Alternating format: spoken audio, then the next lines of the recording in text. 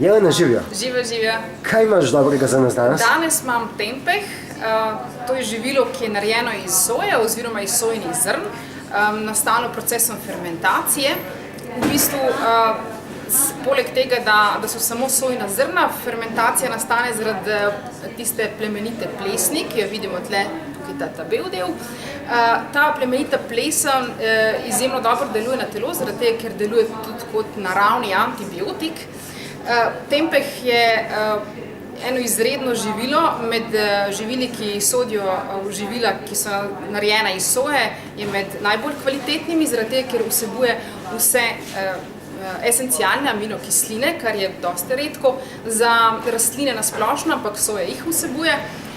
Sam tempeh lahko uporabljamo na različne načine, recimo uporabljamo kot dodatek različnim jedem, kakšna rižot, ki ga dajemo, popečemo, skuhamo ali karkoli, ima izjemno specifičen okus, ali ga radi imate ali ga absolutno sovražite, tako da boste mogli sami probati, če vam je všeč ali ni.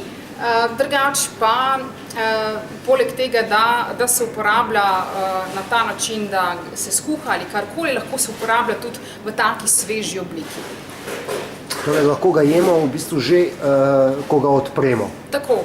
S tem, da je seveda veliko boljšega okusa, če se pripravi na različne načine, marinira recimo v sojini omaki in potem pa se popeče ali se doda kakšen jedem in na ta način boste zaužili in zadostno količino esencialnih aminokislin, poleg tega pa tudi esencialnih maščobnih kislin, s katerimi je soja tudi bogata, pa tudi različni minerali so, kot so recimo kalcij, kalij, železo, magnezij, selen in tako naprej, pa tudi vitamini B kompleksa, pa recimo E-vitamin, ki je nujno potreba našemu organizmu in tako naprej.